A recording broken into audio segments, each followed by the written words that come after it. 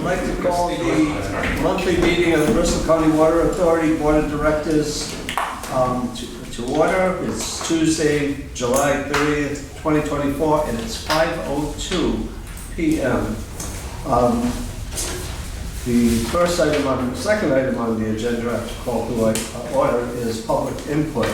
I don't see any members of the general public here tonight, so we'll assume there's no public input. We'll move on. We have distribution of the annual report. Stephen. Yes, annual report, FY 2024.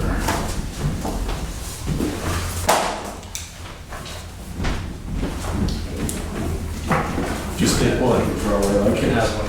Thanks. So the public autographing session After the meeting.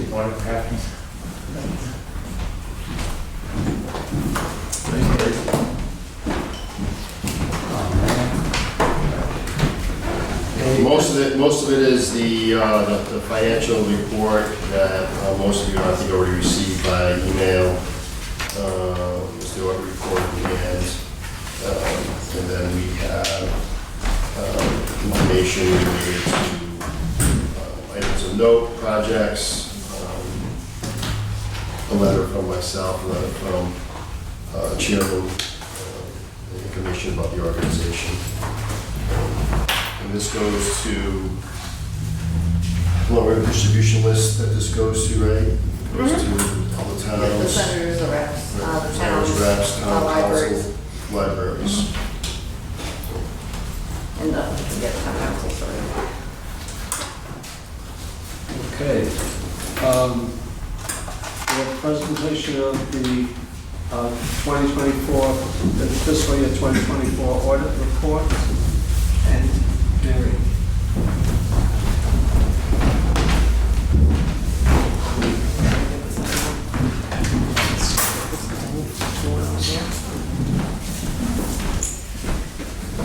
One second.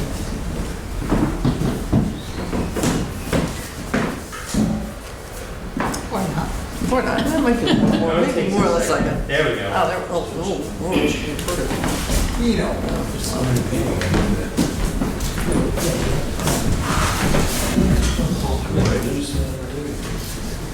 All right, there we go. Perfect. Good evening, everyone. Thank you for having me this evening. My name is Mary Sahadi, if you don't know me. I'm a partner with the firm of Haig Sahadi and Company. So I'm here to make the presentation on your financial statements. I believe you all have a copy of the financial statements, and as I just heard, I believe financial information with regard to the statements is included in your annual report. So if you have any questions as I go along, please feel free to stop me and ask whatever questions you might have. The financial statements are included in your presentation in the exact same format as they have been in the prior years. The 2024 versus the 2023 are included in the document itself. The document includes financial highlights. That's in the management discussion and analysis. And there is one standard that may in fact affect the 2025 audit, which is standard 101 on compensated absences, which is your accrued vacation and sick time. So I'll talk about that a little bit further as we go along. There are two reports similar to the prior year in your financial statement. The first one is on page 2. That is your annual report. That's our independent auditor's report. That's where we opine on the financial statements themselves. And here the organization has received a clean opinion that is known as the unmodified opinion. It used to be called the clean opinion, but it's now called an unmodified opinion for a number of years. And then on page 66, we also include a report on the authority's internal controls over financial reporting. And here there were no instances of non-compliance with either internal controls or laws and regulations. The financial statements are broken down in the same format as they've been broken down in the prior years. The first section of the financial statements is the management discussion and analysis. That's where management has the ability to communicate to the readers of the financial statements in more layman's terms with regard to the financial data that is included in the fund financial statements.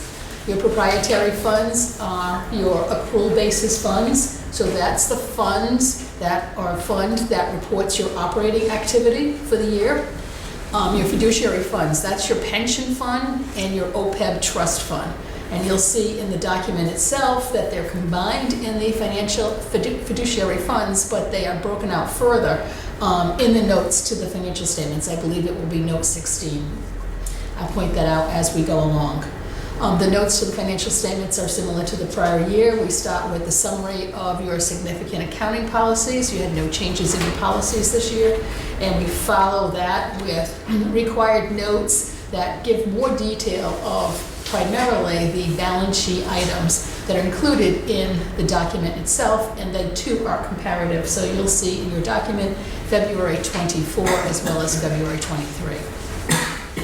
The required supplementary information in your document relates to your pension and your OPEB information, and then your supplementary other information that's included. The MD&A, again, it's the overview, a narrative form of the financial statements for both fiscal year 2024 as well as 2023. It's a condensed version of the financial statements, as I indicated, and here we're really talking about your proprietary fund, and that is your full accrual operating fund. Just a couple of highlights, and we'll talk a little bit more detail in them, is your net position increased by $6.7 million this past year, or 7.7%, and your operating revenue increased to $17.25 million, and that is an increase of 6.68%. Your operating expenses increased from $10.9 to $12.9, or an 18% increase. And that really is your operating as well as your non-operating expenses. The authority this year made an additional deposit of $125,000 in the OPEB trust. So that increased your balance to $1.61 million. So that's a good move on the authority's point. Your debt service ratio decreased 6.6%, and that's primarily because you made all your debt payments as required and had no new additional debt in the current year. And you can see more information on your debt on page 10 in the financial statements. And then the authority's capital contribution increased from $115,000 to $140,000, and that increase dealt with the new service contributions for the current year. Again, your proprietary funds, the accounting method is similar to the private sector. That's the accrual basis of accounting. In those financial statements, we show both the short and long-term financial information about the authority's activities. The statement of net position, again, I referred to it earlier as the balance sheet. That's what most people refer to it, but the technical name of the statement itself is the statement of net position, and that's where we report the assets and the deferred outflow of resources. Those deferred outflow of resources relate to your pension and your OPEB. And then we report your liabilities and your deferred inflows. And again, your liabilities include your net pension liability, but your deferred inflows will be any amounts that relate to the pension and OPEB obligations.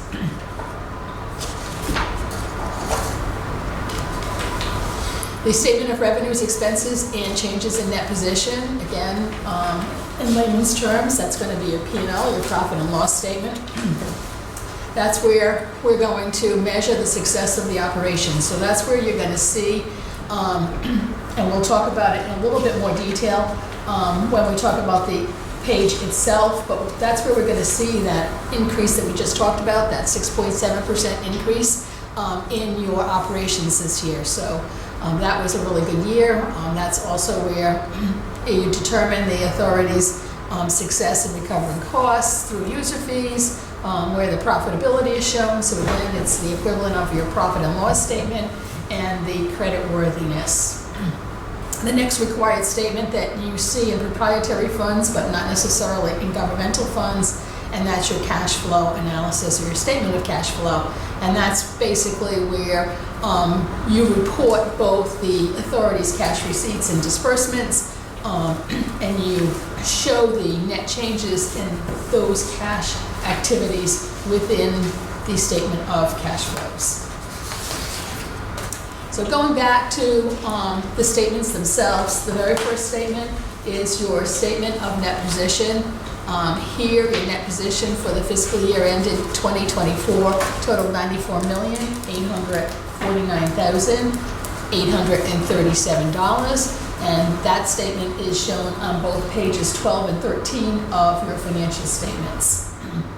The net investment in capital assets, that $57.8 million, that is an increase over last year, which was $51.7 million, primarily from $2 million as an increase in capital assets, as well as a $4 million decrease in the debt. So your net investment in capital assets is basically your capital assets minus your debt. So your debt went down, you had no new debt this year, you made all your payments, and your capital assets increased, and so your net investment in capital assets went from $51.7 million to $57.8 million.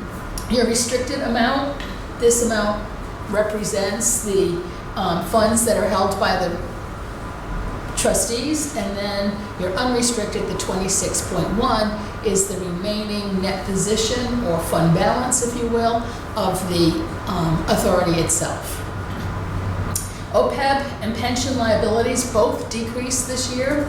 The net pension liability decreased by about $350,000, and your OPEB liability decreased by about $50,000.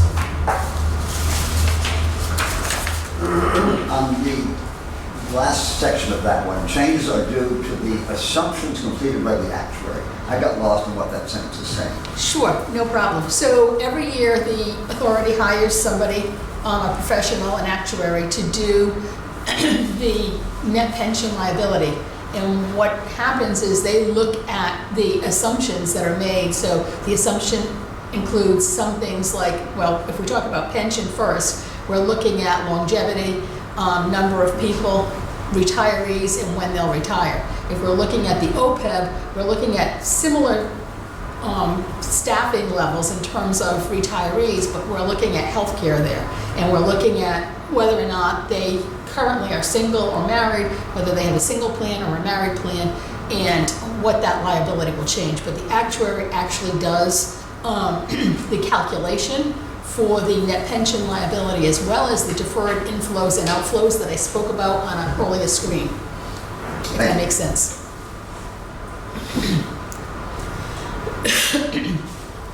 On the proprietary funds, page 14, this is where you show the statement of revenues, expenses, and changes in that position. And again, this is really, when we're talking about this, we're really talking about your profit and loss. And so you have an increase, or a net change of $6.7 million from the prior year. There are a lot of things that go into that. Some of it has to do with the rate increase, right? Approximately $1 million had to do with the rate increase. Some of it had to do with the consumption increase as well. But the interest in net income really went from $636,000 in '23 to $1.9 million in '24.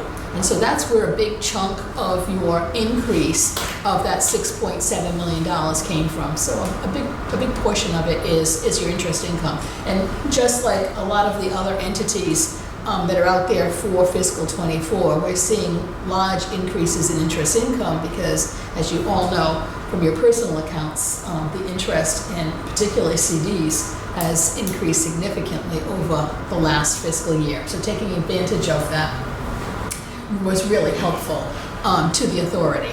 And then this year you got a grant from DEM.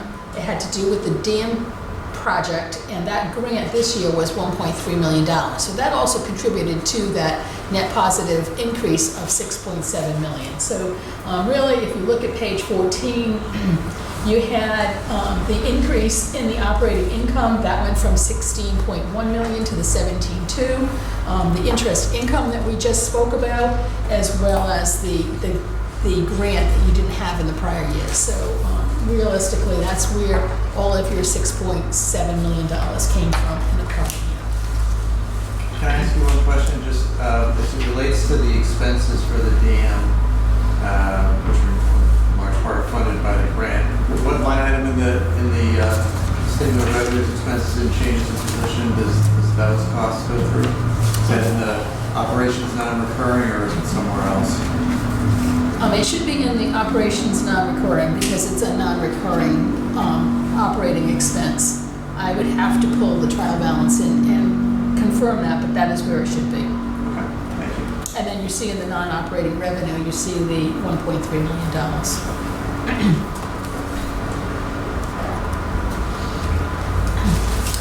Again, cash flow analysis or cash flow statement, again, that is a requirement for proprietary funds. You wouldn't see that necessarily in governmental funds. That's on page 15 of your financial statements.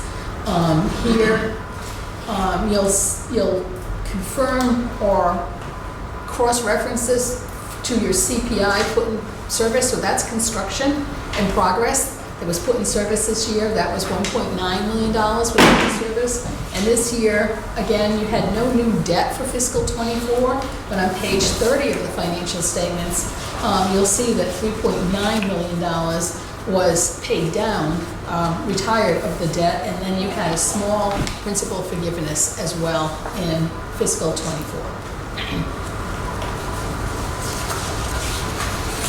So those are the operating funds that are included in your document. That's the information that you receive on a regular basis in terms of your monthly reports. That's where you report all of, again, your operating revenue and expenses as well as your non-operating revenue and expenses. The fiduciary funds, those are the funds basically held on behalf of another party, right? So in the authority's case here, we really only have two fiduciary funds, right? The two fiduciary funds are the pension fund and the OPEB trust fund that I spoke about just briefly earlier. The requirement of the GASB, which is the Governmental Accounting Standards Board, is that these funds are combined and included as one fiduciary fund.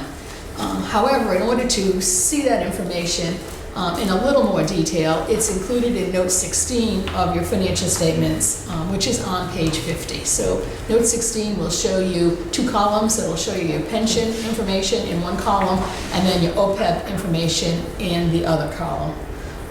Your OPEB is currently funded at 33.85%. That's an increase over last year of 28.52%. And your pension is currently funded at 88.4%.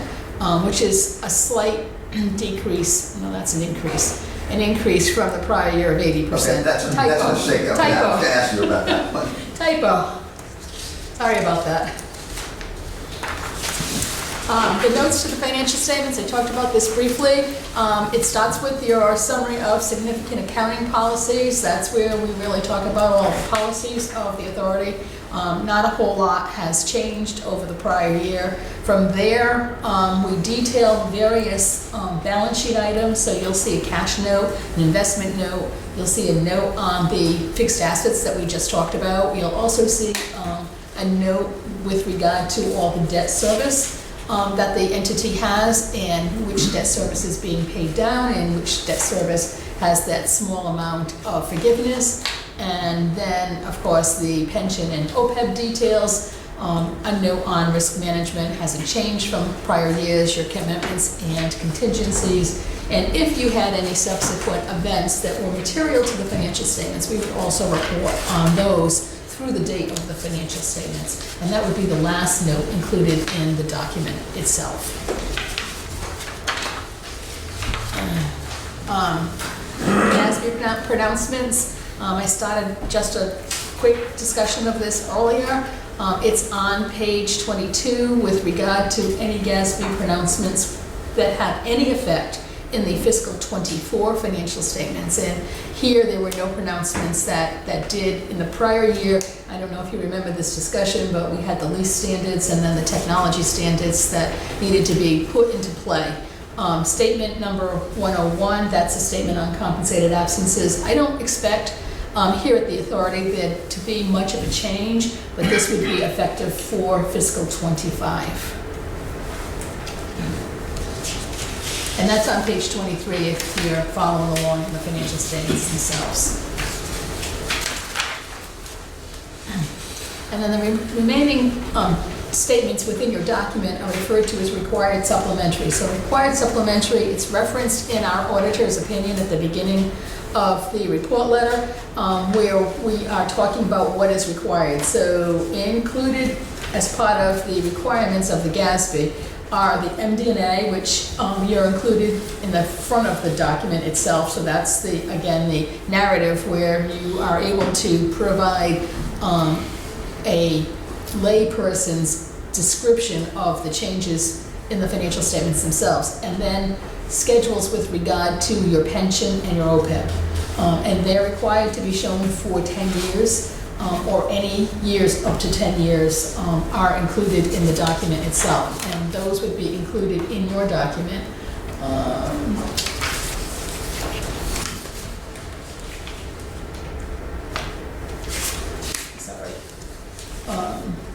Starting on, I guess, page 50,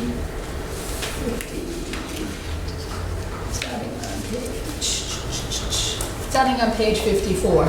So, for purposes of the pension, you do have from 2014 to 2023 shown. And so next year, the year's going to fall off and then the new year will be picked up. For the OPEB, slightly different because it got started a little bit later. It is shown for the periods of 2018 to 2024. And again, it too has the 10-year requirement. So as we reach the 10 years, the older years will fall off.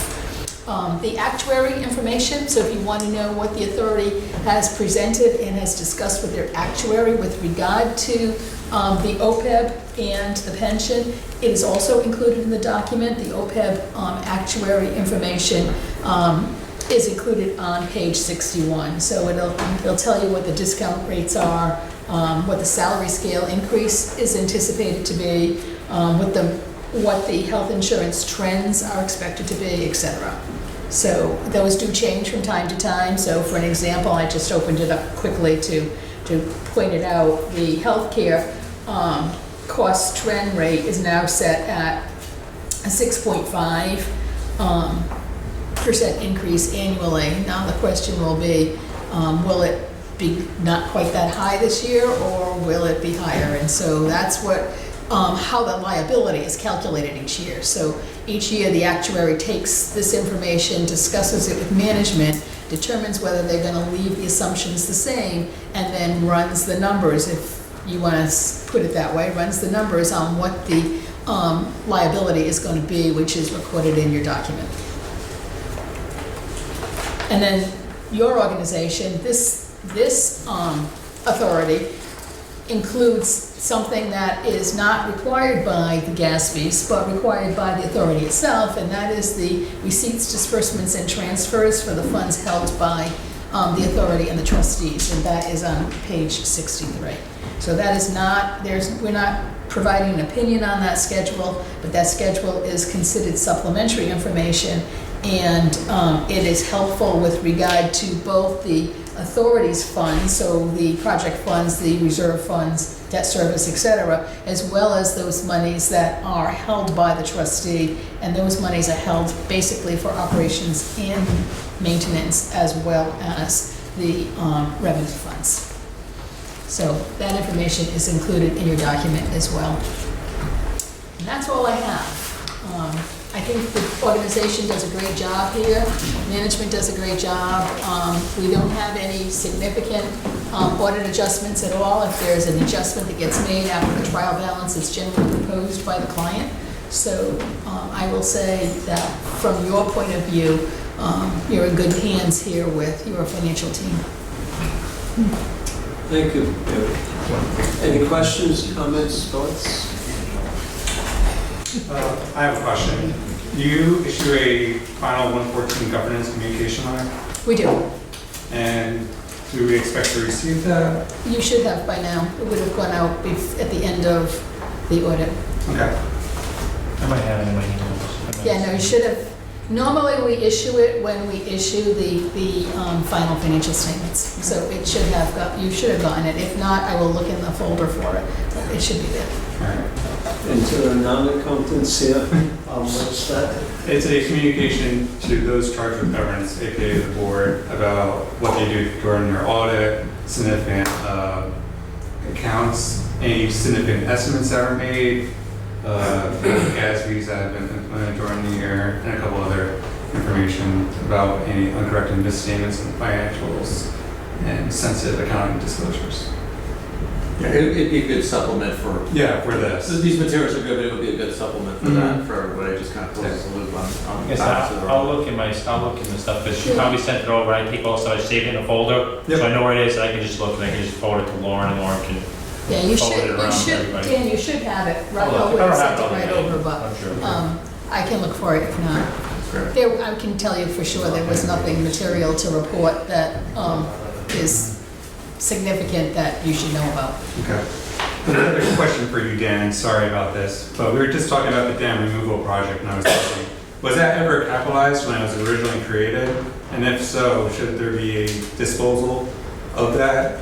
well, the dam's not completely down yet, so, but yes, that is something I have to think about, because there's a number on there, but it's also these dams, and isn't there a dam up at Shad Factory, and so I don't know how much of that should be disposed of. Mhm.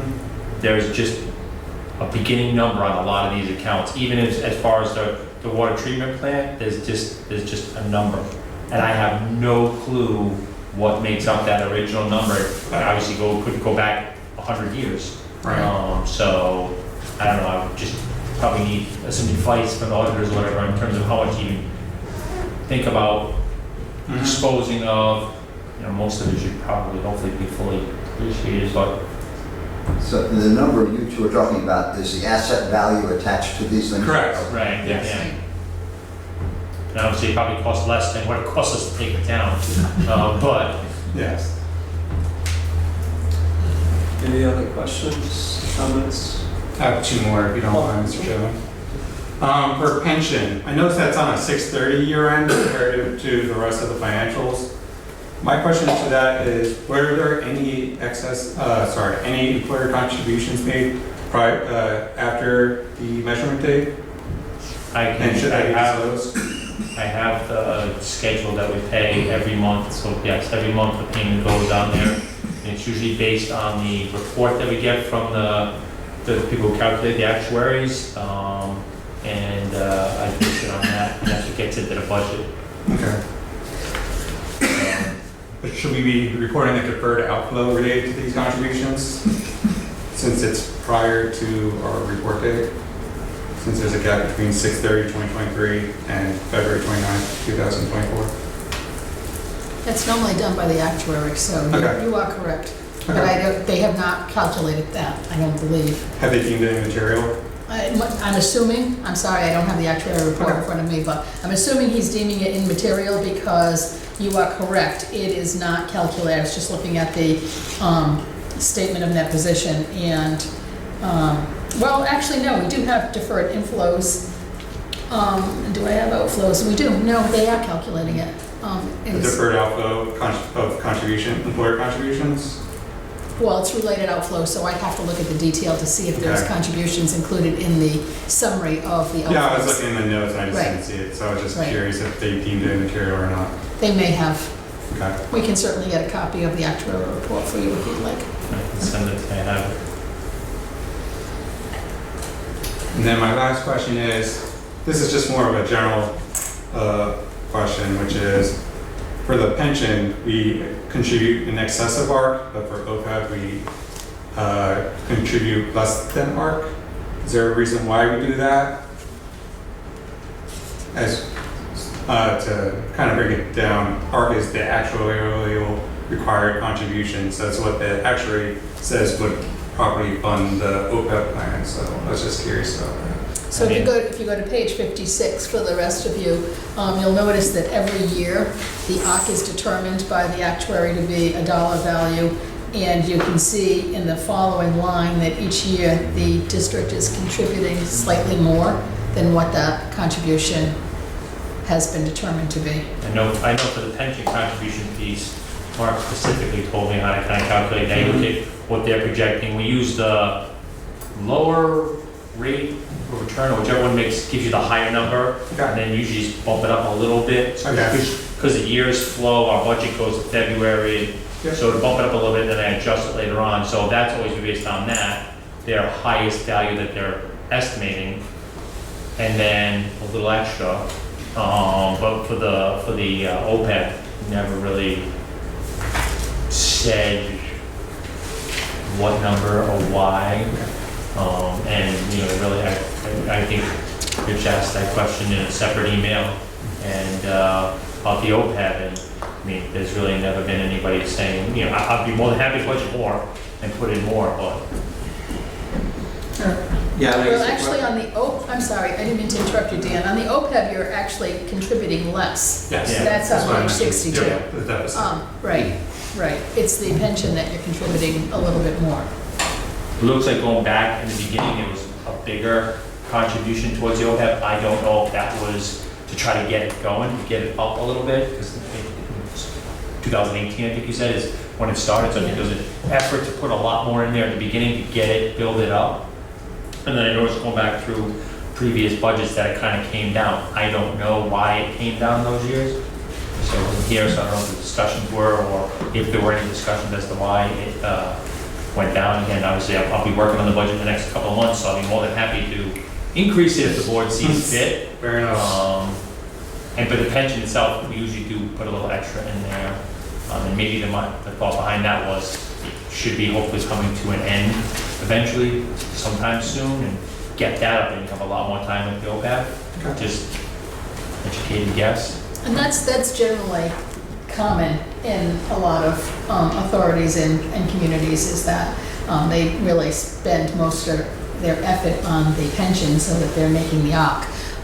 But the OPEB drags behind. I guess there's been some thought that, it's pay-as-you-go, and it was pay-as-you-go for healthcare for years and years. And they're just preparing for the future with being able to set aside a trust fund for those retirees that will continue to receive healthcare benefits. Thank you very much. You're welcome. Any other questions? Thank you. Okay, well, thank you for having me here this evening.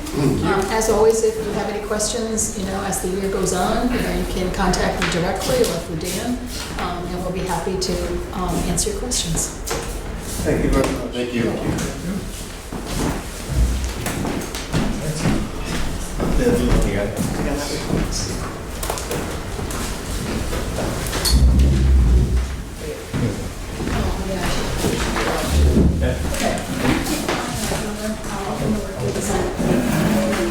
The next item on the agenda, item 5, is review and approval of the water purchase contract with the Tucker Water Supply Board.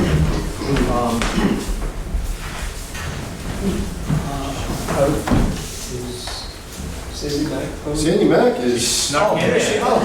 He's hiding in the back.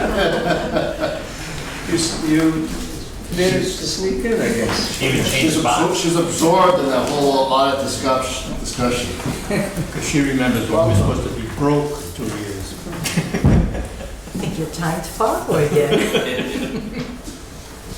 There's Mr. Black and Mr. Moore. Okay, so exactly 1 year ago, first of all, hello everyone, there's some new faces and a lot of familiar faces. Exactly 1 year ago, I was asked to review a water purchase contract that had come from the Pawtucket Water Supply Board, and your general counsel represents them. So it was a conflict of interest, and so I was brought in on that basis. The initial document was light on detail, One of the underlying issues is the authority is not regulated by the PUC, but of course Pawtucket is. And so we were very careful in this. The underlying business deal is exactly how it should be, which is you're going to build the connection and all the metering equipment. They're going to allow you between 1 and 3.5 MGDs per day. If there's need for more, you can ask for it. You can amend the agreement for more capacity. So the underlying business deal has not changed at all, and that's what's in this agreement. But we had to make the rate, we couldn't fix the rate at which you would be purchasing the water because that rate is a wholesale rate, but it's subject to PUC. So we had to talk about that. The other changes to their, it's been a year, so there were lots of going back and forth, but the intent is the water authority is in a position to purchase water once the connection is built. You will bill them on a month, they will bill you on a monthly basis, but it's your metering equipment that will determine the amount that flows. You'll get no less than 1 MGD per day, but no more than 3.5. If you need more than that, subject to capacity, they will grant it to you.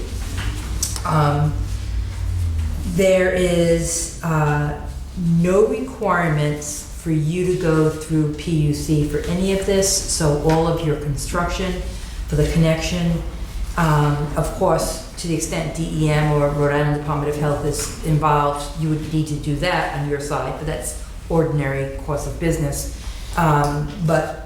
This is very clear that your operations and your jobs are separate and apart from their PUC regulations with regard to rate and the like.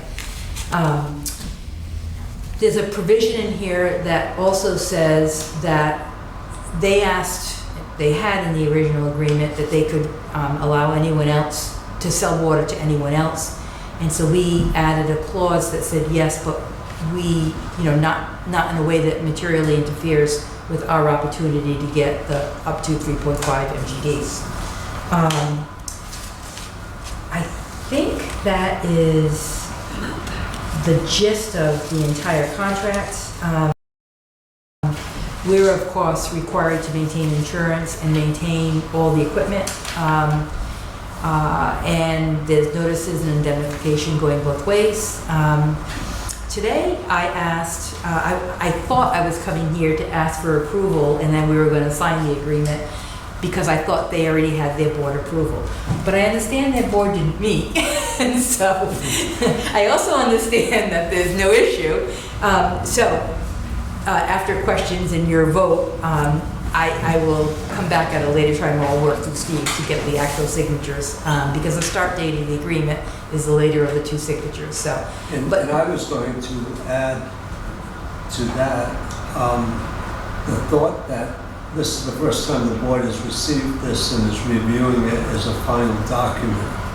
That based on what transpires here tonight, questions and such, sure, that we put off approval until next month so that the board has time to think about what the discussion was and so forth, because it is a major document, a major commitment on our part as well as the city of Pawtucket. So I don't want anybody to feel that we're putting the gun to, figuratively putting pressure on everybody to approve this tonight. It doesn't need to be approved because there's no approvals on the other side, so. I have a question. We have an activation date in here of, I think it's 1/1/27. yes, yeah. I question that because there hasn't been, we don't have any approved or completed documents for construction. And from my point of view, the thing with the bridge up there is going to impact our own construction thing, so that date might be, it's questionable in my mind. If it's part of our contract to be flowing water on 1/1/27, I think I'd be concerned about that. Yeah, you're right. But that date can be amended. Yep. Okay, good. Yep. We actually did talk about whether we wanted to amend this or not, and we decided not to push it out to keep the pressure on, but Okay, It that's can be, fine, yeah. but it's just, that's a good point. what happens if you don't make it? Yeah, it can be amended. Okay. And the other one that I have is, we don't have any reference to East Providence in here. No. So the water is, that we're doing is solely for Bristol County Water Authority, and it passes through East Providence. Okay.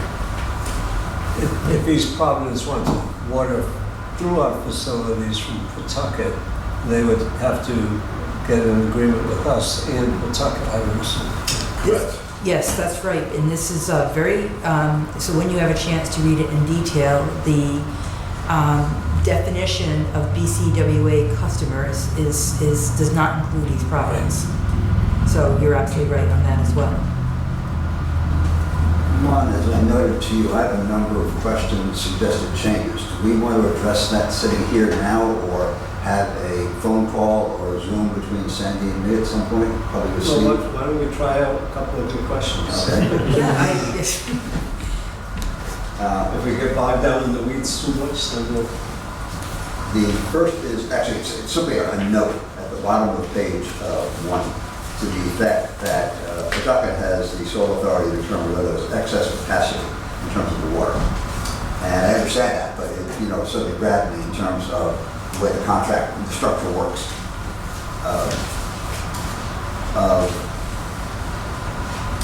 On the top of page 2, there is a note with respect to a health or safety emergency.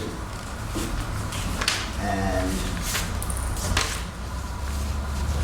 that ends up saying the amount allocated to BCWA may be reduced by an amount that is disproportionate to other areas where the facility is not impacted. Is it disproportionate or proportionate?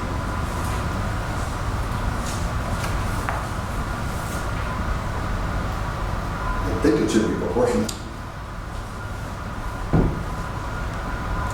I think that they intentionally put in disproportionate. Wait, you're saying that is what we That is intended what to they use? wanted. Yeah, let me just go through the earlier drafts. I mean, that doesn't make any sense to me. It says they can somewhat arbitrarily decide That what they're going to do is about a it. change that they requested, yes. I think because, it really depends. Say, for example, if they have a rupture in a water line that's really connected to our pipeline, it's going to be disproportionate. We would be impacted by that. The way I'm reading this is that in the event something happens, something bad happens, they may reduce the amount of water they're getting by whatever amount they decide.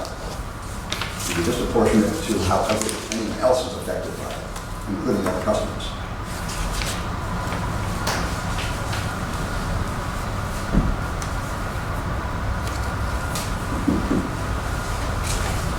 Yeah, we actually, you can see my markup. That was negotiated. I can go back.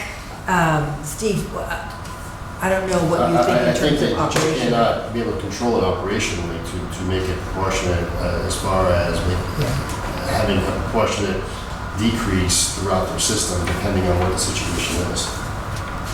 But, to me, the logic would be if they have a 10% decrease in availability, we would be decreased by 10%, as opposed to us being reduced by, say, 70%, so no one else is impacted at all. But that's the way it's reading right now. Yeah. Well, true, because that's what I'm saying. If they have a major pipe break close by to our connection, the volume is going to be disproportionate to what they provide to the places within their system. That's why it's a may be reduced. Because there are some things that might be out of their control, depending on what the situation is. In subsection B beyond that, this is what Sandy referred to in terms of their ability to provide water to others. And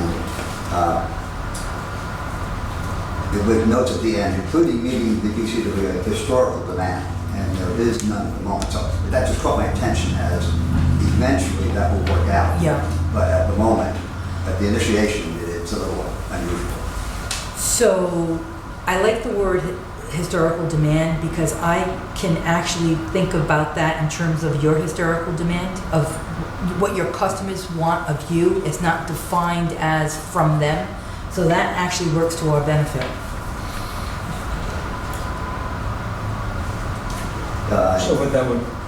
So would you remove from PWSB there?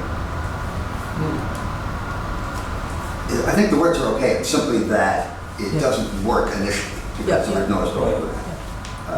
In the subsection 2 on that page, I'm just gonna take out needs from PWSA, and then I think we should be okay. Yeah. Take out the last 3 words there. Yeah.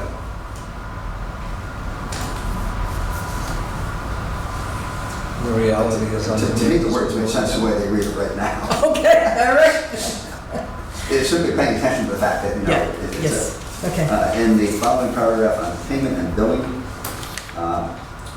it said the last 2 sentences, such wholesale rate should include any other applicable tariff rates, including any customer services charges, miscellaneous charges, as applicable.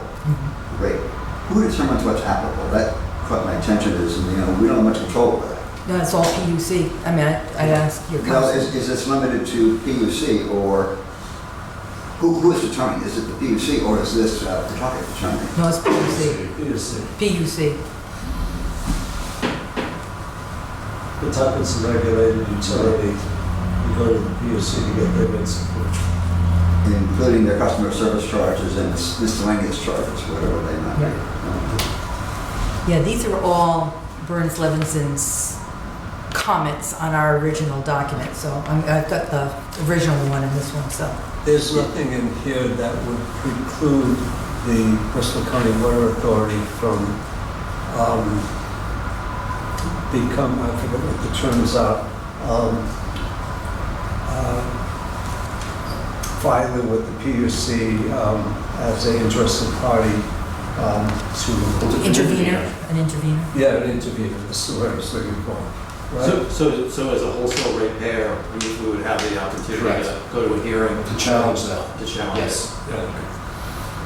In the following section, number 3, capacity increases.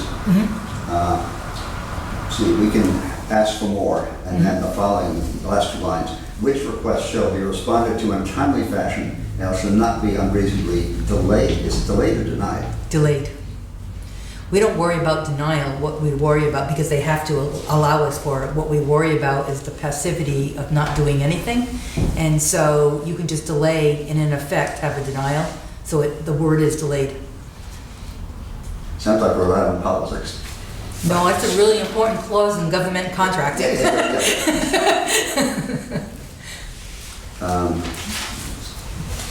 We reference in the following in the connection. It talks in terms of the connection on Pawtucket Avenue. And this is a business question.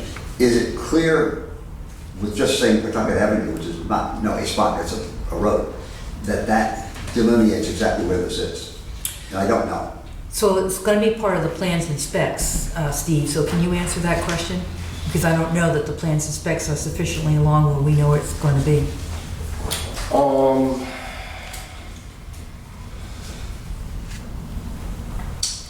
Well, we will be providing the plans and specs of the connection to them. That is also referenced within this document. Yep. But we don't have the exact location at We this don't have point. exact location at this point. So that's why it's written like that. I'm at the top of page 4, the carryover paragraph, and it's referencing chemicals that we might add. It says uniquely add, and that word uniquely grabbed my attention. Is there some reason for using that? What is that signifying? Different from... Yeah, so I'm not an engineer, but I'll tell you what was intended in the drafting, and then maybe the executive director can also clarify. So the water's coming through the pipe treated, but when it gets to our point and then going out to our customers, it may be something that we need to add because of our connection that's unique and separate. Okay, so that's what that Yeah, intended. that's why that's there.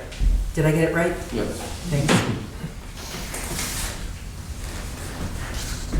Okay, and you already addressed the issue in terms of service interruption, and if there's a reduction, it'd be on a prorated basis, so that's addressed there.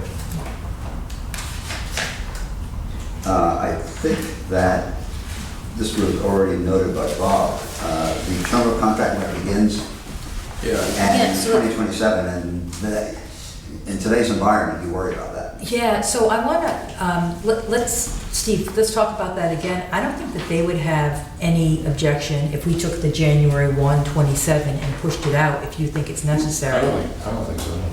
So do you want to, given the comments today, I have no problem putting it out to, instead of 27, 28.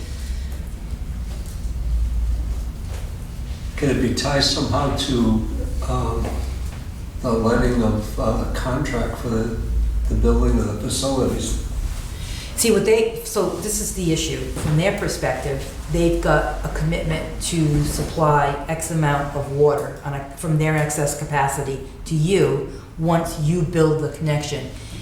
If you don't build the connection in a reasonable time, they're still subject to this agreement, and so that prohibits them from then delivering water to other jurisdictions. So there's a reasonableness here on both parties' part. Yes, they'll hold capacity for you.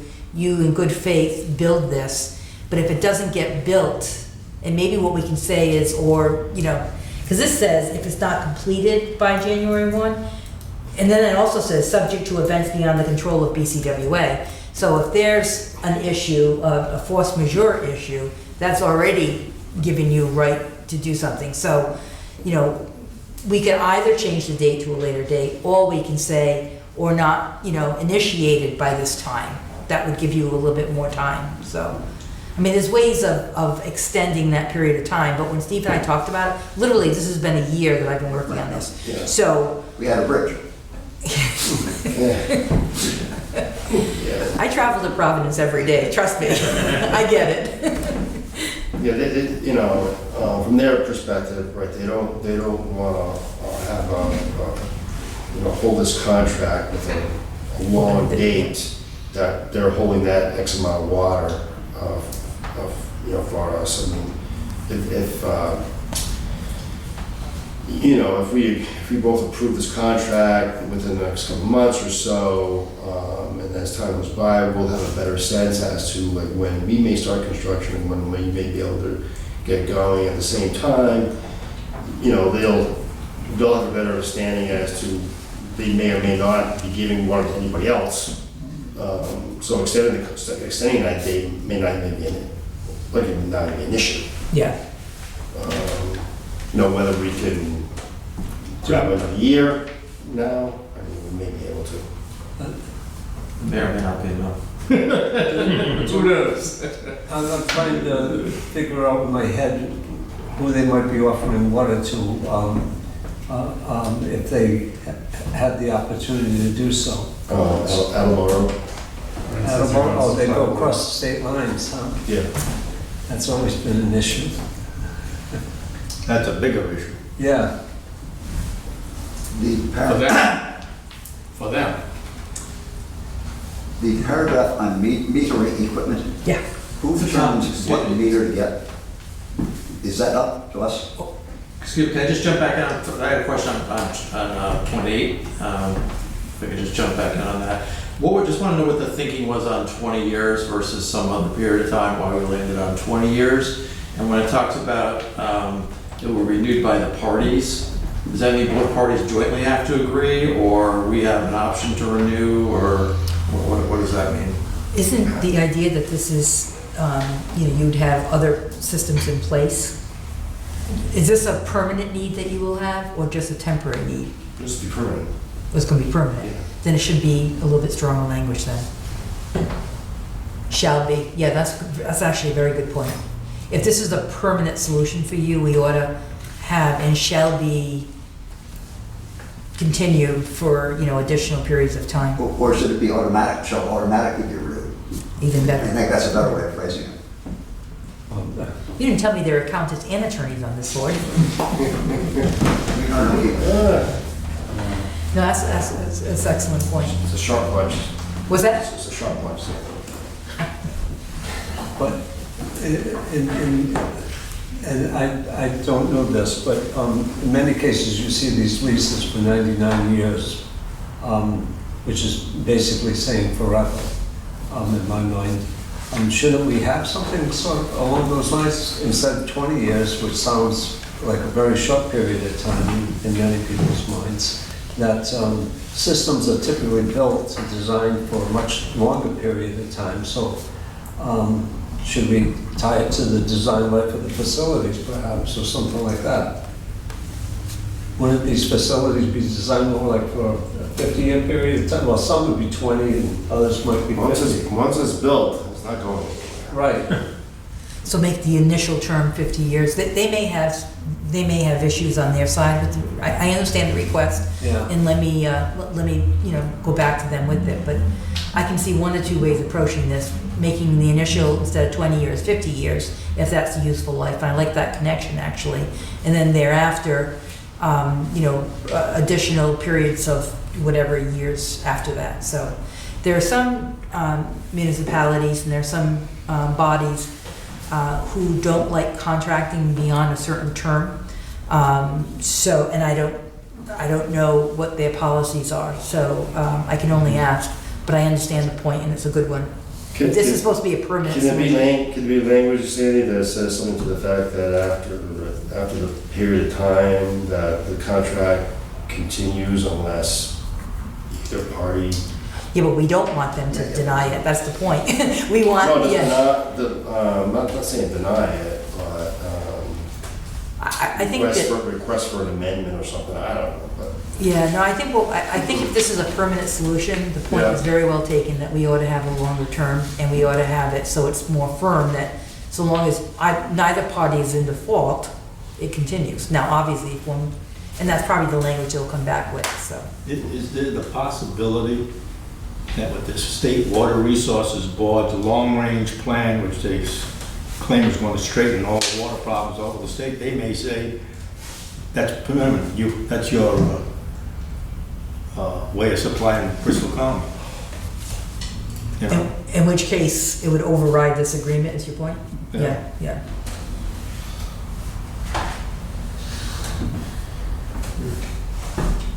You can always come up with exceptions to what we put in here to give some flexibility. If we go in with a bigger number to emphasize the permanence of the need and the permanence of Yeah. the physical structure that we're building. I'll go back to them. I mean, there's a number of comments I'll have to go back to them. These are all great suggestions. The provision on the metering equipment, Yes. are we the ones who determine what meter to use? Yes. Yes. It's our engineers, our plans, our And designs. that's why I read that one. And they have a right to review it, but not much more than that. And on page 5, under billing, it says in the last sentence, DCWA agrees to use best efforts to appropriate annually sufficient funds to pay its obligations. Do we appropriate funds for this sort of thing? That doesn't strike me as the way we work. Yeah. We buy contracts, but we have an arrangement with Providence, and I'm not aware of us appropriating money for that. Well, we do during our budget process.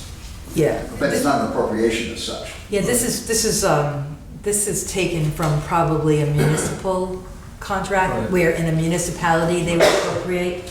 So I can change the appropriate annually to budget. Yeah.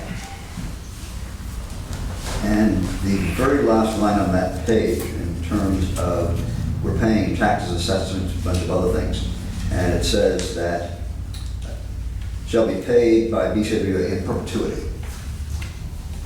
That's a long time. We have the contract in perpetuity.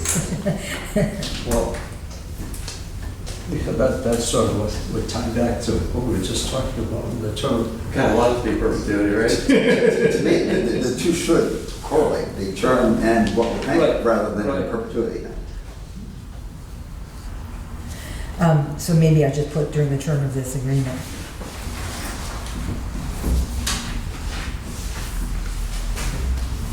And on the next page, under 17, and this is maybe a typo, the next to the last line, it says covenant that this agreement required to be performed by it to maintain it. Is it system S or system singular? it's an A, which is not right. No, it should be systems. It could be either S or nothing. Yep. And I'd suggest in the notice provision that we add to that it's going to be to this address or to such other address as a party may provide in accordance with the terms of this agreement. That's very standard contract language. Mhm.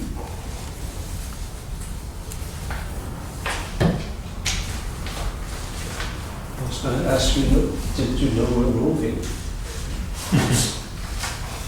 Anyway.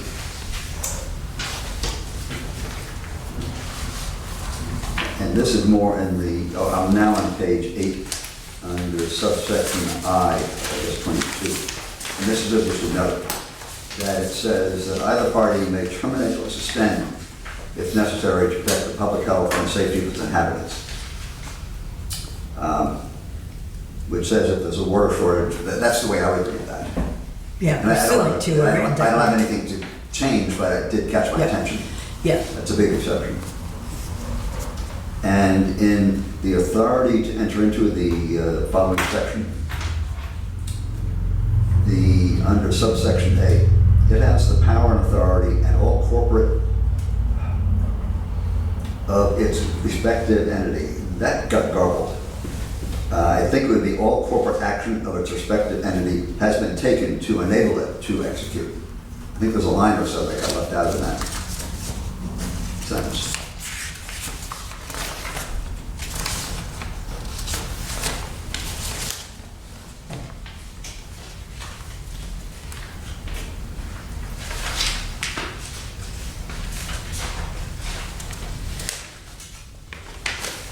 I will rewrite it, but that's the way it came to us. Okay, got it.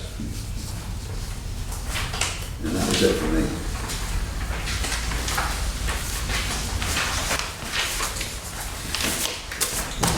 My takeaway from this is that, the most important takeaway is given that this is intended to be a permanent solution, we need a longer term.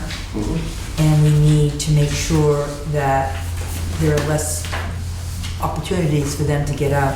So I'm gonna read it with a different lens now. Some of the nits we'll catch up on, but that was a really important change.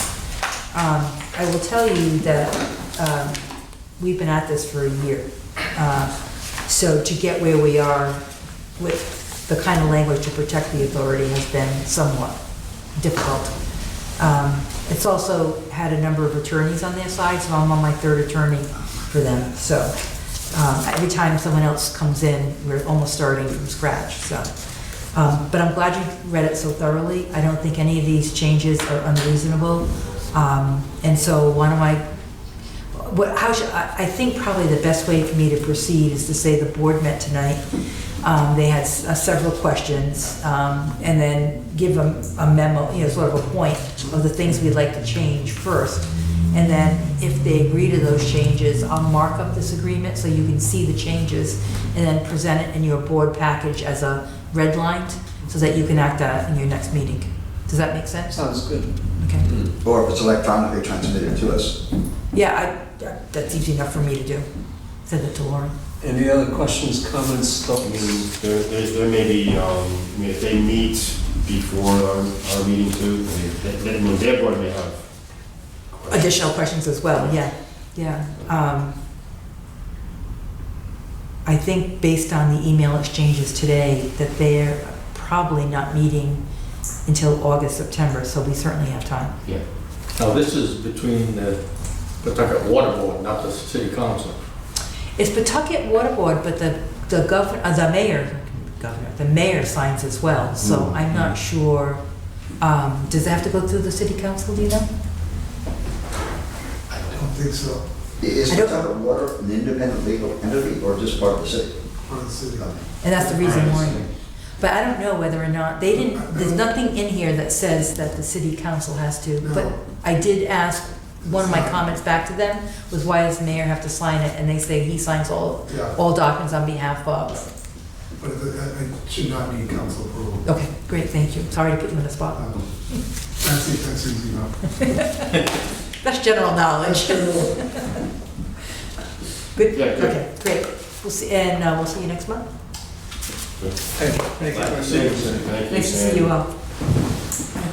Thank you, Sandy. Okay.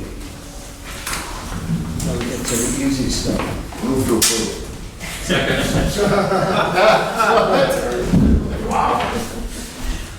All those in favor of approving the minutes of the meeting of June 27th, 2024, say aye. Aye. Any opposed? It's unanimous.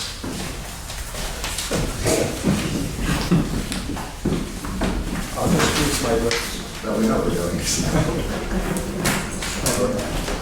Okay, now we'll hear from the executive director for his monthly report. All right, speaking of the pipeline, we have sent back our review comments back to the design engineers on the 60% road plans, along with comments on the preliminary plans for the blending station. East Providence still has those 60% plans under their review. They have their own consultant taking a look at them, and whenever we see them, we personally try and get those, their comments back as soon as possible. We also received a few more submittals from them. It includes the geotech recommendations report, which was completed by Beta's consultant that takes a look at all of the soil analysis, the structural analysis of all the soils involved for bridge structures, the tunneling is going to be involved, and also the pipeline itself. The 30% utility bridge railroad crossing plans were submitted to the railroad for their review, and we actually just received comments back from them on that.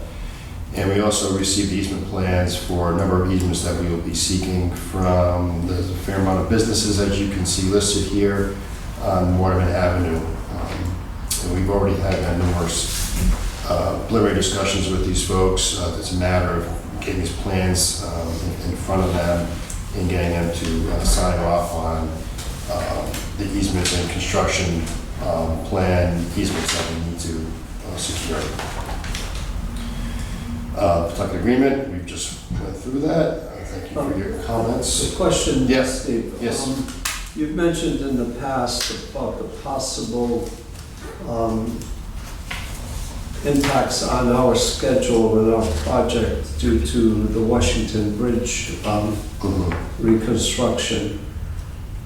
How do we get any feedback from DOT about what we're doing and what they intend to do? Probably when we submit the plans to them. Yeah, Yeah. okay. Is the issue DOT or is it East Providence and what they're doing, their traffic flow to deal with the mess? Well, it's really going to be controlled by DOT. I mean, it is state roadways, but they're going to take they're going to look into, the impacts to the local community, obviously. So,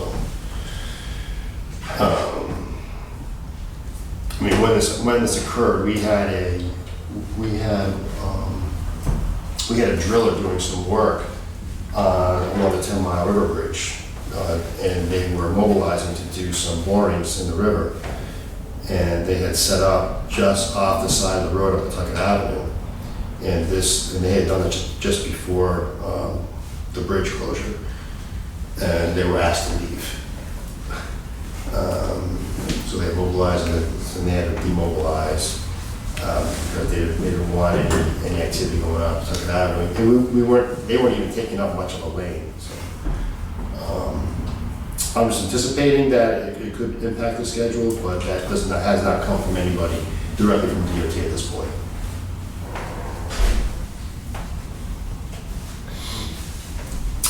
With respect to the demo of the water treatment plant, we did receive the architectural analysis of the old stadium structure. We have that. We're taking a look at that, and we hope to get that before the property committee, and we're planning on possibly having some of the the folks who put that plan together to make a presentation to the property committee. I think that'll be helpful. I'm sorry, when do you think that would happen? Maybe sometime in August, we're gonna, depending on people's vacation time or whatever, if not August, early September. Okay, thank you. The contractor for the dam project remobilized in mid-June. It went up that way, but they've taken out quite a bit of the embankment, so it's wide open up there. And he's currently installing the coffer dams to complete the final channel breaching and some of the sediment removal work that needs to get completed. But we think most of the work will be done by the end of next month. And the lower dam is done.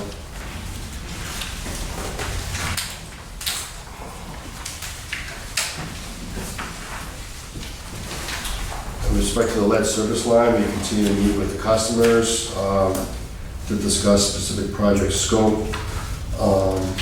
We had 10, I think now 11 interested in the program, and we've had one private side renewal taking place under the financing program that we have, and I know there's a few more in the works. They're going to take advantage of that no interest 5-year program, so that seems to be working out well. As far as properties, I've no new items to report for this past month. However, I think going forward, we're putting together a plan of all the properties to present for the property committee. So not just the property across the street, but all those along the reservoir. Again, I had a phone call recently from someone from the Warren Conservation Commission asking what's BCWA's plans to do with the properties. So start moving that forward now that the dam project is nearing completion. With respect to public information, we sent notices out for the water main rehab project that's now ongoing at State Street in Bristol. And we also sent notice out to the next phase of the high service expansion. And those notices are attached for your information. Knock on wood, so far the next phase has gone well. Folks have gotten quite a bit of calls appreciating the increase in pressure from this area. Have we had any problems with too much pressure? We have one person who didn't like this, that there's too much pressure. Well, because Yeah, please don't. It's always someone. Board of Education had no new items to report for this past month. Water purchases, they were up 5% from this time last year, but overall for the year, we're slightly below the 5-year average at this time. We presented the annual report, and here is the chart for the capital improvements. Here, projects are in good shape. The first one, the 2023 water main renewal project, is pretty much complete. That's all the paving work was done, pretty much done this past summer to wrap up that project. Any questions? For that chart you have, Yes. like, what percentage of the project are they on each one? Like, is the first one so the first one's like 95%? Yeah. How about like the next two, they seem to be kind of in line with each other, is that like 50%? Like, what's like the percentage of completion on those? Yeah, well, I mean, you can pretty much see, with the remaining budget, Hope Street is basically down, the pump station is down to punch list items. The 2022 water main project has been essentially wrapped up. The dam removal project hasn't been built out as much as you see there, but I would say project-wise, it's probably 75% complete. The 2024 water main renewal project is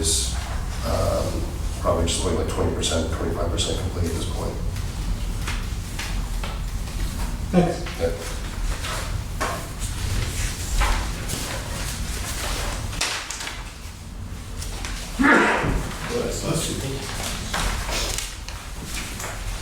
Mike? Anything you want to add? I don't have much else to add. Nice photographs. Got some photos there. So the pump station's still ongoing. You see we're still doing some the finishes. But this is a picture of us starting up the larger pumps. So the facility has 2 different size pumps that serve different purposes, and they range from 100 up to 1,500 gallons a minute. So we got, I think we had like 4 or 5 laptops going, looking at all different sensors and the components inside the station when we started those big pumps. So that's kind of an overview of our SCADA integrators, our operators, and some other electricians associated with the project when we started those up. So I thought that was a good one to show what goes into some of the non-construction components of starting up the station. Unfortunately, though, the expansion has gone quite well. We've done it in phases, like we originally communicated. But one neighborhood, unfortunately, we had to roll back onto the low service. We turned on a neighborhood, Naomi, the areas off of Naomi, and we had a main break on Gooding. And unfortunately, we found the main in a pretty compromised state. Some sort of corrosion going on the main. The main wasn't that old. We did not expect it to be in that condition. So before we put it back on the high, we got to do a little bit more investigation, because when a main breaks on the high service, you're blowing water. So it exacerbates the issue, exacerbates the pipe failure, exacerbates the road damage, and the pressure loss that people see. So to mitigate some of the liabilities associated with that, it's back on the low. It can handle that pressure until we can get a handle on the extent of this corrosion and what we can do to solve the problem and eventually transfer it over to the high. So that was the big event from the past month. And we're working with some corrosion experts to help us as we dive into it, to see if we can identify any sources of corrosion, whether it's galvanic soil, stray currents from other underground systems in the area, and we'll proceed accordingly. Mike, is this a small section that might be compromised, or half a mile, or? It will be determined. So about 10 feet broke.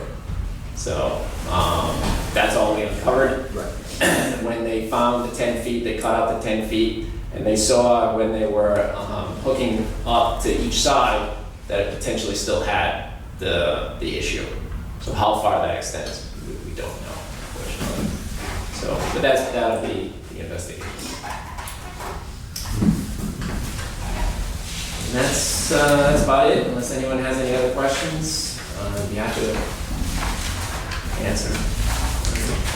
Colin? Yes. So my report is just giving some updates on the 2024 Water Main Improvement Program. This is, so all of the sub-base for Chatchacasset, the excavations that were from renewals or the hydrants, they all passed the compaction test, 95% compaction or greater. So at that point, they had the green light to do the temporary asphalt patching on Chatchacasset. And the cleaning and lining of the 6-inch cast iron main on Chatchacasset was also completed. At the time that I wrote this report, the chlorinating of that line was being done, and it was being sampled for approval to get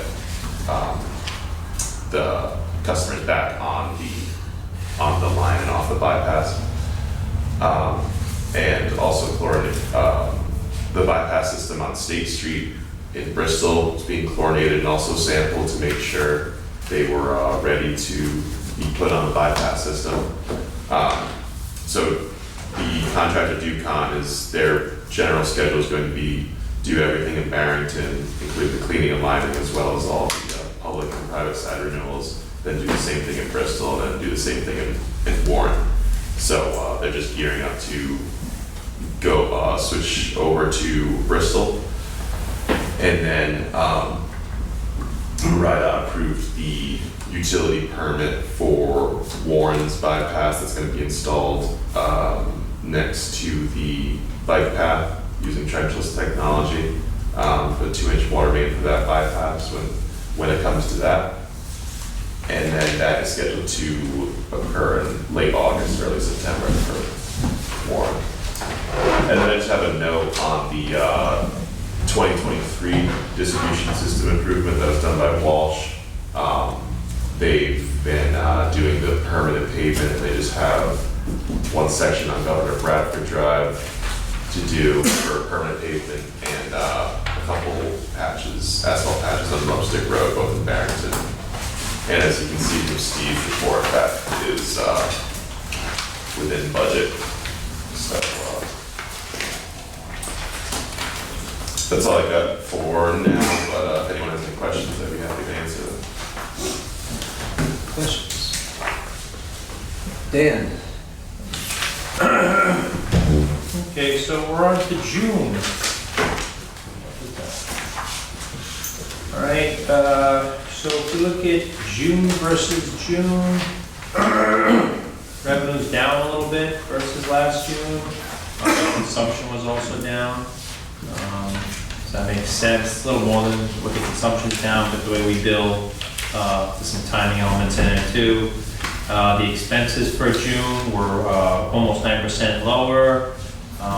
We've been talking about the two bigger items on there is that the admin expense is low, and that's really the pension contribution monthly amount that we put in the pension, which goes up in July or August.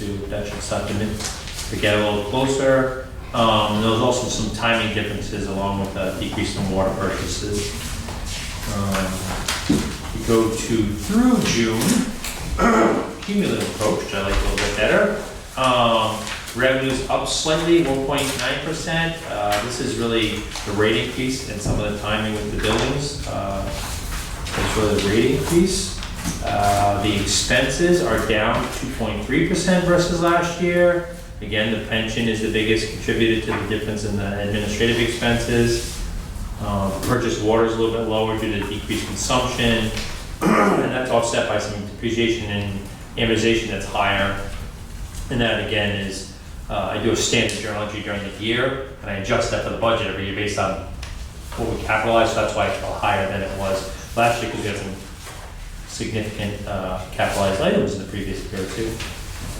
When we look at budget to actual, we're over budget in revenue, almost 12%, which is good.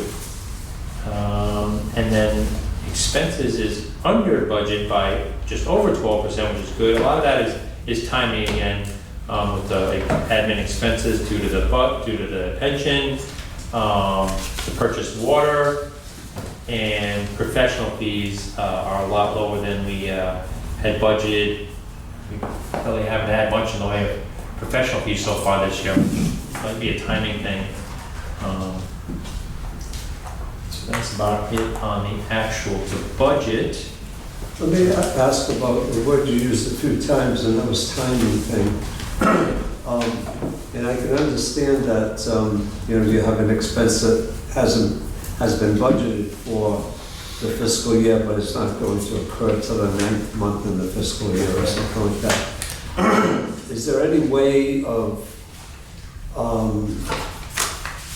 projecting or providing the board with any kind of red flag system here that, you can say it's a matter of time, but you know that we budgeted. That's why I don't like the month-to-month one, and when I'm talking about timing with the month versus month, Right. that is just strictly timing in terms of last June we did a lot of asphalt patching, and this year we didn't do any. Right. Stuff like that, things that happened or did not happen. Right. When I'm talking about timing with more the cumulative thing, it's more in the sense of the timing of the pension payments. I budget them out, and they do tend to escalate at a certain point in time, but that's based on when I receive the pension report. So it's not, I don't budget a flat amount every month to get to, say we want to put in, $1.2 million in pension, I don't do $100,000 every month. But It kind of has an escalation, or it may actually drop, 1 year it dropped.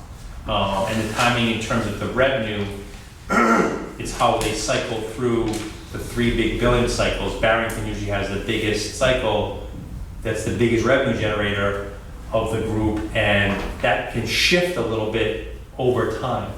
Last year, we might have billed all of Barrington in June and a little bit of July, and that might slide a little bit next year to most of June and some of July. So when I'm talking about timing with the cumulative, it's a little bit different spin on it than when I'm talking month versus month. So month versus month, it's like I said, it's just a matter of whether we spend something or not. Like, we could have got a lot of legal fees last June and we didn't have any this year.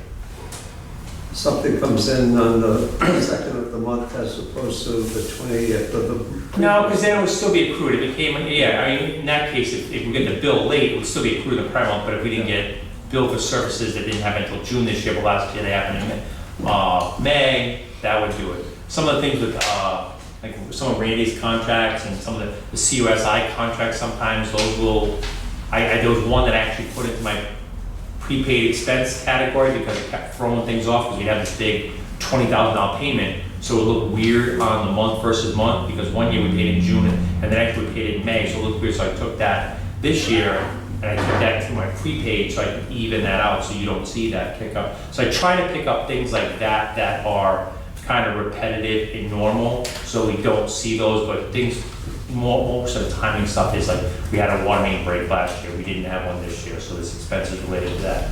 Like I said, the cumulative thing is more of the billing is really what hits the when I'm talking about timing on that, it's the billing of the time. Consumption lags behind the billing. Because we bill out in 3-month increments. So we could have had a huge water purchase for June, but we're not going to see that impact in terms of billing until July, August, September. So that's what the timing with the cumulative is a little bit different when I'm talking month to month.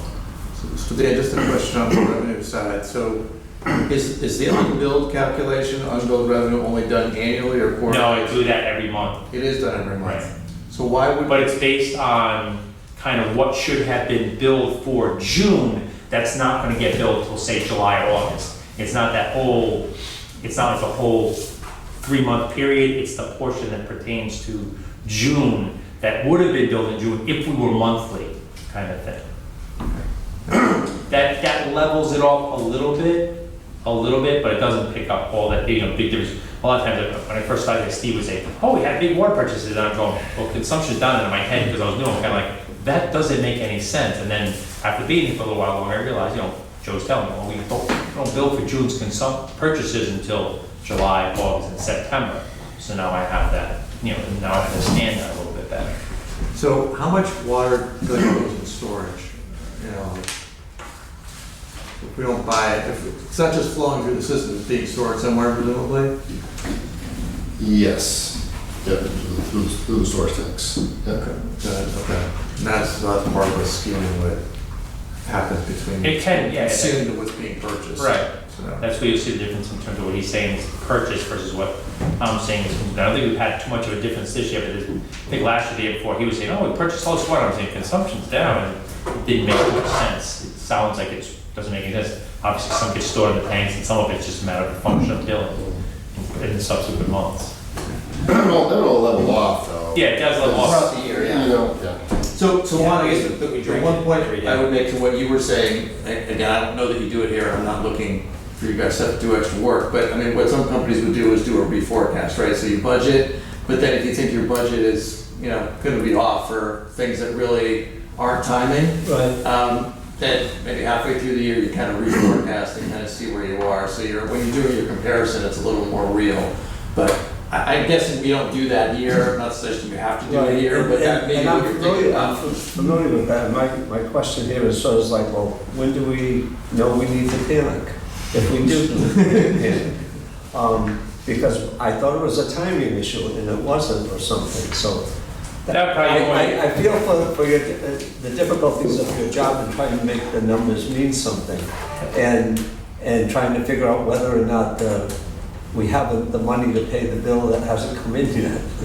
I think the panic situation would be more something that Steve or Mike could come up with, something big that would happen like that. That would be a panic. Most of these timing things are just, like I said, matters of when they purchase gravel, when they might have, had a water main break and had to put extra work into that, or the timing of the billing. Now, like I said, if we've got rid of the idea, but if we went monthly billing, you'd see much less fluctuation in terms of the difference between consumption and billing and purchasing. Not that I'm suggesting that in any way to go that way, but that would level that piece off. But I mean, like I said, I don't think there's any area to panic. I think it would be pretty obvious because it would come up with something one of them would report on. Because most of the stuff that I do is not a panic situation. Paying the bills, like you said. We never panic. Yeah. It's paying the bills, the bonds are paid for, we have cash and stuff like that. And like I said, a lot of that timing stuff might just be accounting, leveling off the pension contributions. Like I said, one thing I did pick up that I'm going to change in next year's budget is I have that OPEB contribution spread out over 12 months, but we don't make it until February. So that makes things, it doesn't show up too big, you don't notice it as much because it's not a huge number, but I'm gonna try to level that out next year. Now next year, all budgets will just hits at the end of the year, so you won't see anything. And like I said, there was that new contract that kept hitting. I decided to put that in prepaid to level that off. But if it was way off budget, if all of a sudden we were like if we were like 4% under budget and expense, that might be, raise an eyebrow, because I know Richard has brought up, we do budget conservatively here. Revenue, budget a little lower and expense budget a little higher. So, we get down to like 3-4% under budget and expenses, something would probably ring a bell. And if we were if we were close to 100% revenue, I think you'd know, because you'd be hitting consumption numbers and purchase numbers down. That would be kind of an indicator. Okay. I mean, I'll think about it. As I catch these little things, I'm trying to even them out so they don't skew, because I'm not a huge fan of month versus month, because it can cause a panic situation where, Do you think we should just remove that since we already have your? I mean, I don't know. First off, that's up to you. Year-to-date actuals kind of like tell the story a little bit more. It levels it up because they're all thinking Because it kind of removes that time difference we always talk about, the month to month, so maybe it's it's up to better you. idea just to remove it since. Obviously, the board at some point in time felt it valuable. Maybe you want to see it so that you see those things and I go, oh, this is why that thing is higher or lower. I mean, that's where there could be some value for you. So I wouldn't necessarily recommend getting rid of it. It's essentially the same financial report that you inherited. Yeah. So we've just been doing the same thing. Right, and So whether that's Same as last year. Whether you still want to see all those figures, I mean, I could still include it and not discuss it, and then if you saw something in June that looked weird versus last year, hey Dan, what's this about? And I can get back to you, whatever. I personally, I don't want to. Just because it's always timing for all these things, so why waste your time? and I go back into it, and I look, like if I see something's way up, I go back and look at last year's expense in that category. Oh yeah, I remember, oh yeah, Dave bought a bunch of gravel that year because he was getting a good deal on dirt, I don't know. And then this year, we didn't have a gravel purchase. He did do that one time, he bought some dirt because of a good deal on it. Yeah, well, full disclosure, I sent Steve and Dan a few questions based upon the reference manual I received and just going through the annual report. But one of the questions, and again, if there's good history to doing this, fine. But I'm used to seeing financial statements every quarter. I think monthly's a lot of work probably. You're probably doing them anyway, but preparing for us, I don't know that we're getting a lot of value out of looking at monthly. To me, quarterly is more than adequate, but if everybody thinks that monthly is needed, then let's go stick with it, so. And I could still provide them and just discuss them quarterly and be here if something came up monthly. I mean, I'm still gonna do it. Yeah, you can close the every month. whether this can be streamlined more, I don't know. I mean, compare 1 month from the last year month to me. I don't know if financially you get any, I don't get any value out of that. I don't get much out of it, but I can see where somebody. There's no value, because you're usually looking to budget the actual Right. for these things. But to Juan's point, that might be the spot that you see that problem. Right, and that's why you get paid the big bucks. To go and advise us. But operationally, you're always going to have some, it's always going to fluctuate. But in normal operation, it's all going to level out in the long run, unless we had a major issue, which would be brought to the board anyways, and you know about it, right? So on an expense side, if we had a catastrophe that we would have a major expense that we need an emergency appropriation for, or if we had a summer where it rained every day, then we would know. The revenues went down, Well, one of the things I do want to emphasize so nobody gets the wrong impression here. I think the Bristol County Water Authority for a long time has had a very good track record in managing our financials. And we had a presentation from our auditor tonight, basically saying we've gone another year and we're in good shape and everything looks great. From a government experience viewpoint, we've always done things on a monthly basis. And from a government viewpoint, experience viewpoint, I've always sat there going, it's always done just the way it's done here. And I'd always be going, yeah, but we're going to be buying some big equipment over here, but don't forget that, and so forth. And I can agree that on a month, doing the monthly comparisons from last year sometimes just doesn't make any sense whatsoever, because you'll see some giant percentage go up or down, and you say, wow. And I try to focus on the three bigger ones, whether it's percentages or dollars, usually it's dollars, because if you can go from $1,000 to $2,000, that's 100% increase. And you and I had a 3-minute chat after one of these board meetings where I said, maybe there's another way of presenting the data that is more intuitive to the non-accountant. I probably didn't say it that way at the time, because these numbers, I wouldn't question them at all. They all seem to add up and they all seem to be correct. And our auditors say the same thing. But trying to determine whether we're going in a trend in one direction or another is kind of difficult. And I don't know if there's a perfect solution. And some of that the quarterly view may be something that's different. And I think I've seen things where we've done rolling quarters or some rolling period of time and so forth. But reports are good. Just trying to figure out, is there another way of looking at this? And the seasonality of it throws it off too, because most of our money is made in that summertime, so it automatically has that.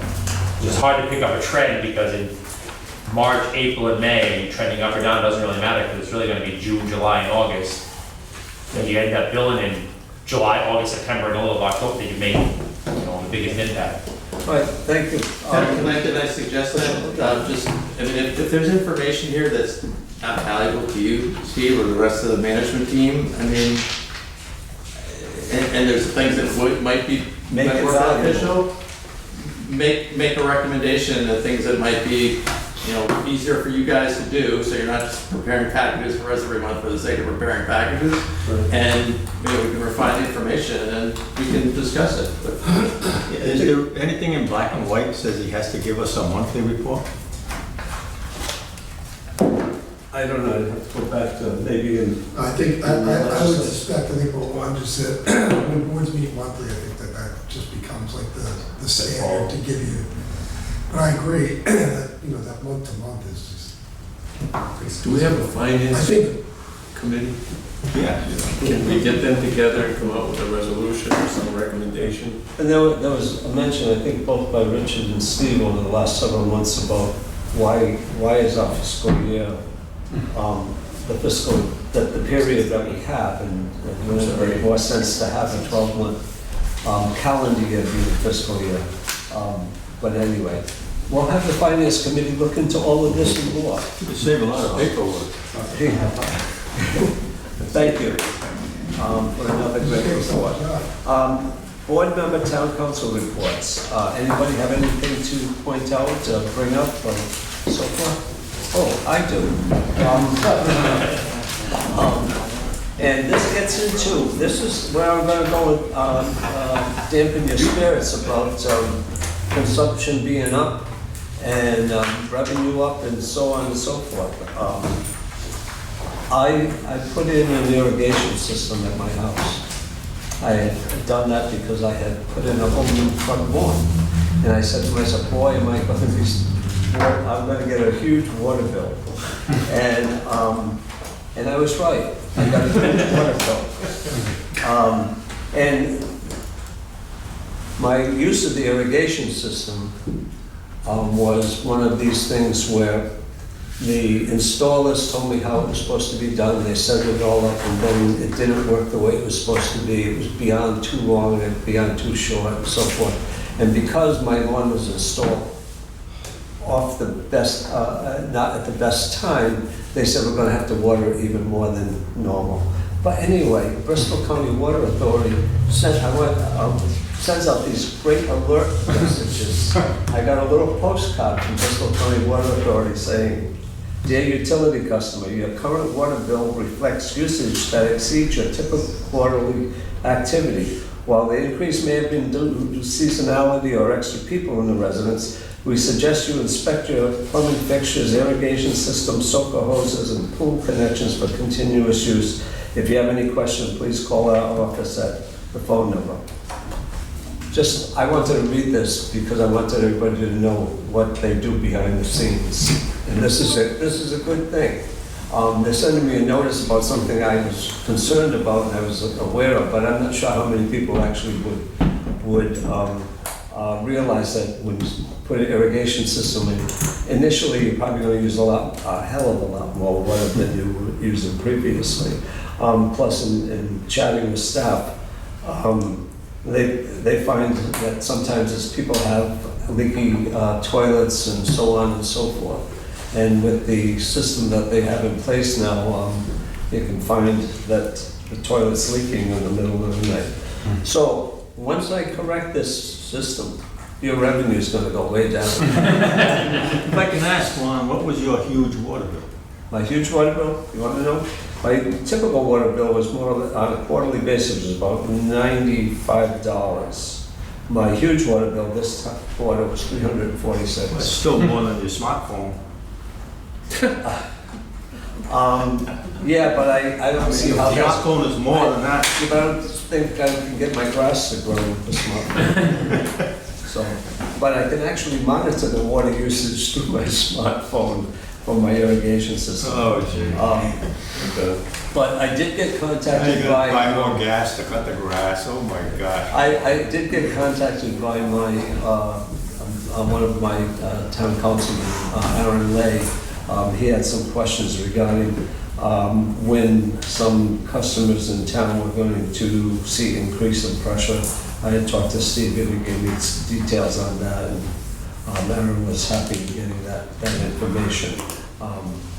So there was some communication from council to board members. It's an election year. Here they come. Our councilman had asked us up there. So moving on, we go into executive session regarding litigation. I've heard of this. North Farm versus BCWA pursuant to RIGL 4246582. Do I have a So moved. second? All in favor of going into executive session, say aye. Aye. Any opposed? None. We are going into executive session.